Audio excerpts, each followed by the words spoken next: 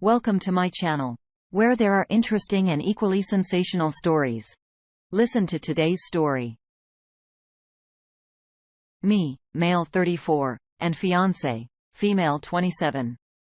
I'm in the process of calling a halt to our wedding as she has asked for an open relationship. Alright, folks. Where to start? This one is tough to type and the paws are shaking as I'm doing it.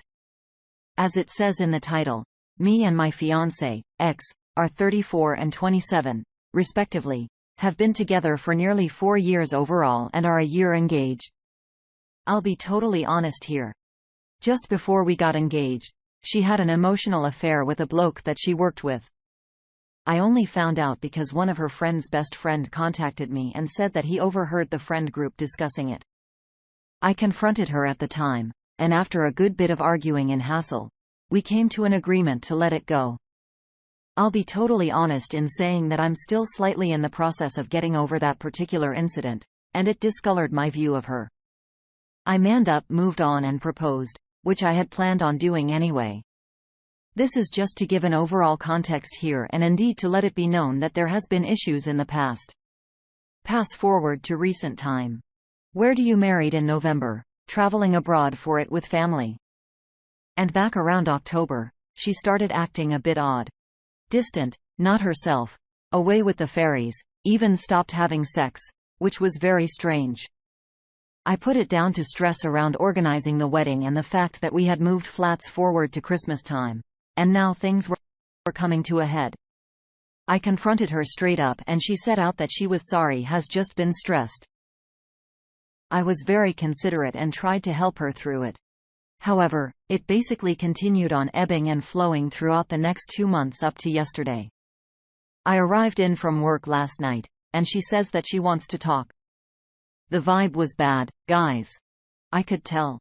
We sat down and she said out that she had been reading and that she wasn't having second thoughts about the marriage, but the nature of our relationship. At this rate, I was getting a bit agitated and demanded that she come out with the what the bloody hell she met. Basically, a few of her friends had back in October, the times matched up, conveyed to her the idea of an open relationship. Basically, they stay with their blokes and have one-night stands on nights out if they fancy. I'll be honest, the idea made me ill. I said this to her, and she asked to be heard out. Pulled out some online blog post by a blogger who had a husband and live-in boyfriend. I got halfway through and told her enough of this nonsense. I wouldn't consider myself old-fashioned, but a wife or fiancé, bonking other men will never be in fashion, not in my world anyway. Well, we got into a fight and in the end, she was begging me to give it a chance and that nothing is set in stone. I basically said that I needed some headspace. And then I'd spend the weekend at my mate's. It was quick after that, and I left without a fuss. I'm typing this on my mate's laptop, and I'm in a bad mental way at the moment. I am seriously considering calling the whole thing off, both relationship and wedding. I suppose if anyone has been in a similar place, I could do with some advice. Ask and you shall receive. MommyB has a comment before we get to the update. This is a deal breaker. You don't want an open relationship and she does. There is no in between. Don't marry her. If she wants multiple relationships, she'll seek them extramarital anyway. Don't allow yourself that level of hurt when you can see it coming. Alright. Update. I spent last night at my mate's, who was absolutely sound about the situation. He basically gave advice that was tantamount to what was given in the comments. To call off the relationship. We had a few drinks, a bit of banter, and this morning I went back to the flat and confronted her. She was there, neither I nor her work on Saturdays. And I set out my stake in a straightforward manner as I could. Basically, I said that I didn't want to continue with the relationship and that it's better if we call the whole thing off. The wedding details were merely financial and not too bad to call back. But at this rate, we couldn't continue to be together as we clearly desired different things. She basically expressed what she felt then, that we still had a chance, that it could work to give sexual freedom a chance. Look, I know, crazy prude, but this crap just isn't up my alley at all. I basically said that over the weekend, I'd be over to collect my things.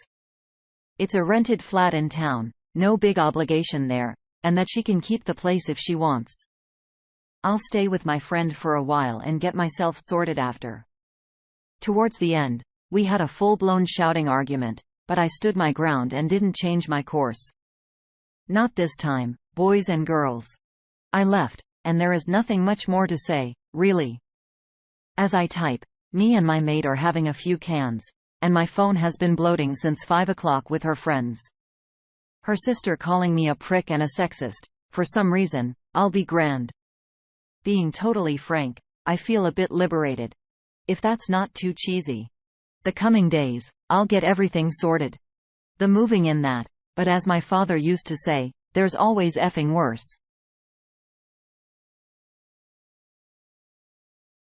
A couple of quick comments before we move on to the next story. Lost in Love 678 says good for you. For everyone that texts you, I would have a standard ready-to-paste text that says why in case she somehow tries to make you into the bad guy. It sounds like she is telling everyone some poor me story or some BS. Thank God you didn't marry her and have kids that have this crap come up 10 years from now. You're so lucky you got out when you did. Abizasha closes us out with, that would be a good idea. Just a simple text on social media explaining that they both want different things, and that's sad but is better to end things and let her be free to follow her wishes because Op is a monogamous person and insists on it, knowing both aren't on the same path would be unfair. And only make them unhappy. He needs some time to heal and appreciative people give him a little space to sort things out because he doesn't want to block anybody. The more reasonable and not attacking the ex, the better, because in this way, everybody that still messages with him can be blocked without him looking like the bad guy here.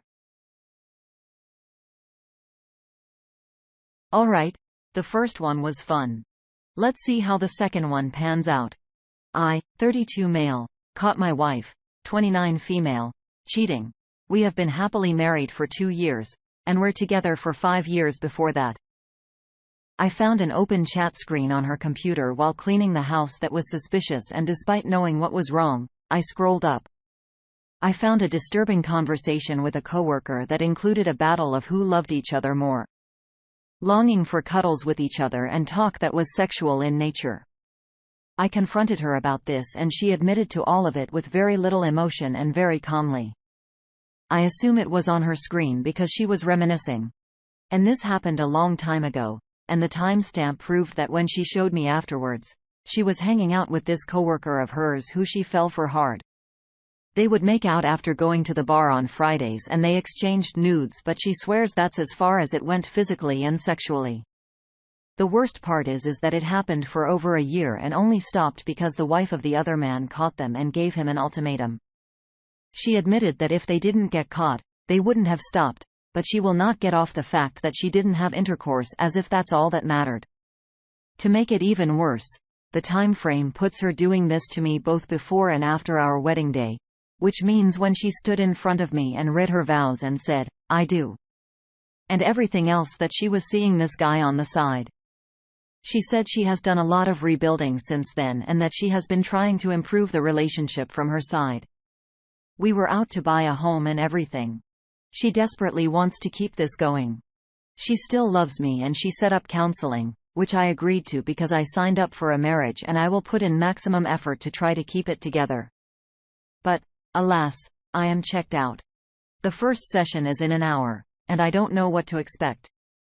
I don't want to continue this, and I have too much empathy to not think of the last 7 years of good times, even though many of them are tainted. I'm struggling to think of myself and what is best for me. Alright, let's get some comments and then an update. Jill Trove says, you've been married for 1 year and she only stopped because she got caught. She doesn't even sound remorseful about the pain she caused you and the lies and betrayal.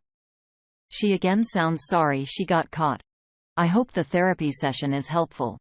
I'm afraid I can't think of any helpful advice unless she takes responsibility for herself and her actions. There's nothing to stop it happening again. I couldn't deal with that. Hopopoto says seriously. For over a year, during the wedding, she was constantly having an emotional and physical relationship with her coworker. She lied about it every day and has said clearly she'd still be doing it if she wasn't caught by the wife. Now her only justification is she didn't screw him. There's a very high probability she did, of course, just didn't get caught in that one, so why confess? That's totally ridiculous, and in my opinion, unacceptable in many, many ways. Don't buy a house with this woman. At the very least, take time before making any big commitments with her for a long time. Not ready for that, and will only make it harder if you choose to leave. From your story, she ripped your heart out for a year, betrayed your wedding vows, and now is completely ignorant to why that might be devastating for you, regardless of whether she screwed him or not. At the very least, he'll need serious therapy to make this work. In my opinion, coming back from this would be extremely difficult for you guys, even if she was terribly guilty and was willing to do anything in the world to regain your trust. Given that she doesn't seem to have nearly enough contrition, I'd say this is a lost cause. I'm sorry this happened, Op. It will get better if you choose to put your happiness first. There's a quick 1-month update. That couple more comments. She wants to reconcile our marriage, but I'm still not sure. Still heavily leaning towards no. I told her I would wait for my head to clear. I have had a positive outlook since Wednesday, but I sunk back down a little yesterday. I don't really have a point to make. Just need an event to folks in similar situations. Alright. More comments. Curious. Now 9 starts us off. Do not get back with her. Your whole marriage was a sham. I would just wish her well and move on.